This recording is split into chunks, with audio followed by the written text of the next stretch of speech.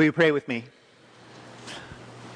Holy One, may the words of my lips and the meditations of all our hearts be acceptable in your sight, because you are our rock and our Redeemer. Amen. I've preached on this text at least once here at Plymouth before, maybe a couple of times, and over my time as a preacher, I've preached on it a bunch of times in other churches. And every time I've started with what they call the historical critical method.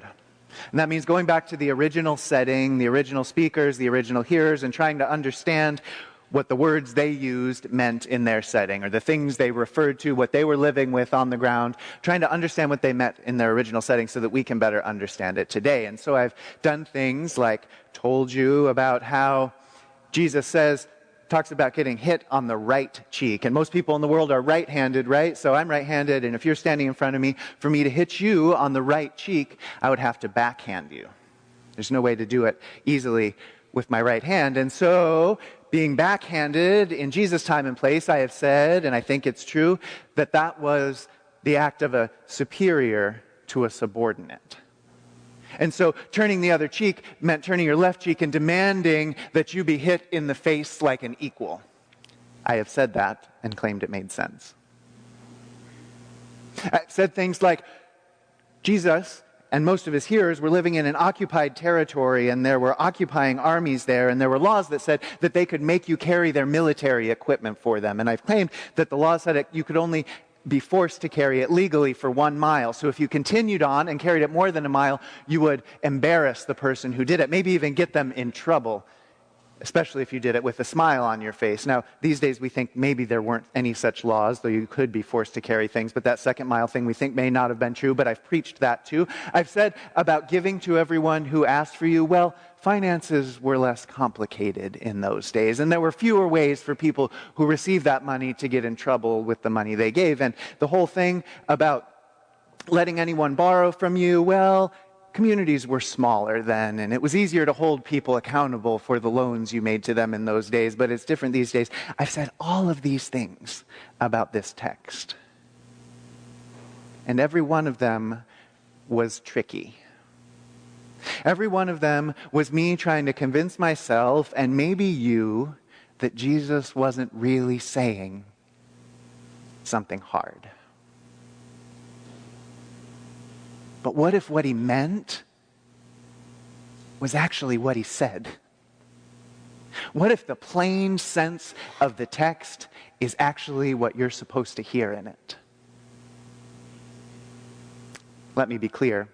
I do not want that to be the case.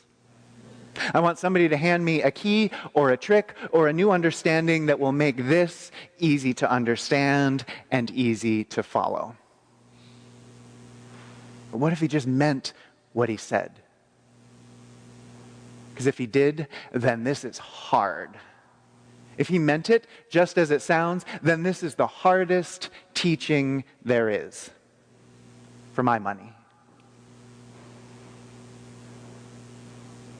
What if he just meant you were supposed to turn the other cheek and let them hit you again? What if he just meant you were supposed to give away your coat and do more for people who force you to do stuff than you need to, and give away your money and loan to everyone who asks? What if he actually meant that? That would be hard for me as a person. Be even harder for me as a preacher. Because here's my problem with that text.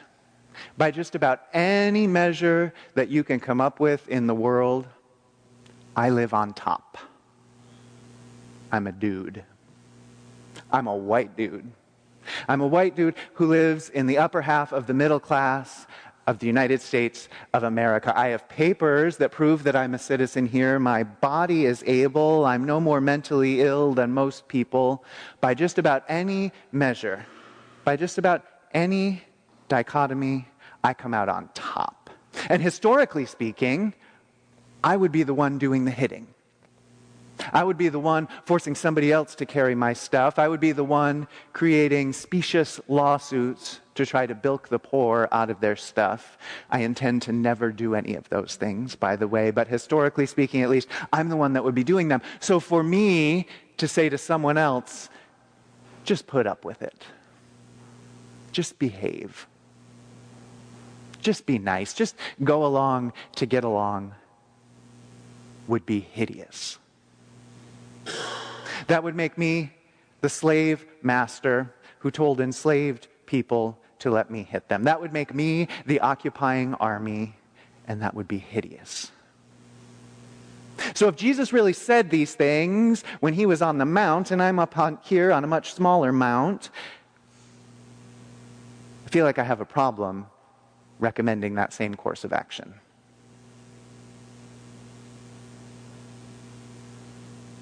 But here's what I can do.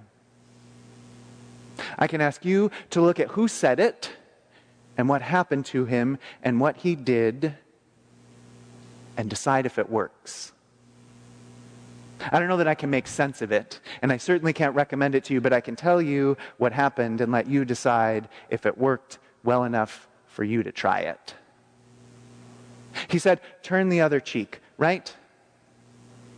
He said, don't respond to violence with violence. And there in the Garden of Gethsemane, when his followers drew their swords and they could have defended him, he said, put them away. He said, go the second mile. When they made him carry the instrument of his own death, his own cross, through the city, he didn't stop there. He carried it around the world.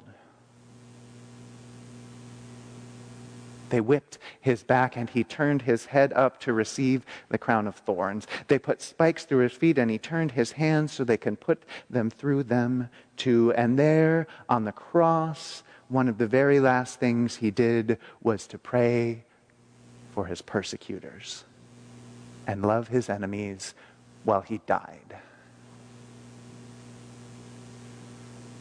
If anyone can give this advice, it's him. But the question I have for you is, did it work? It killed him, doing what he said to do. But what happened then? Did it work? Those followers of his, you know what happened in those early days in the arena with the wild animals and the other crucifixions and the setting on fire, all the while singing hymns to God and praying for their persecutors.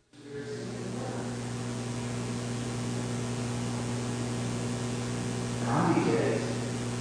This was right in the center of Gandhi's preaching and his action. Did it work? We're talking nonviolence. We start with Jesus, and then we go to Gandhi. Who am I going to say next? You know who I'll say. Who is it? Martin Luther King Jr. They shot him on the balcony of a motel.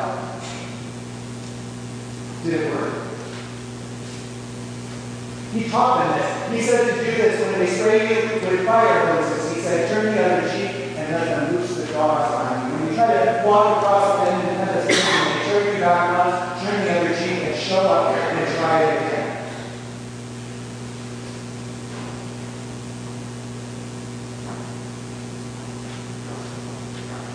I cannot tell you whether you want to turn the other cheek or not.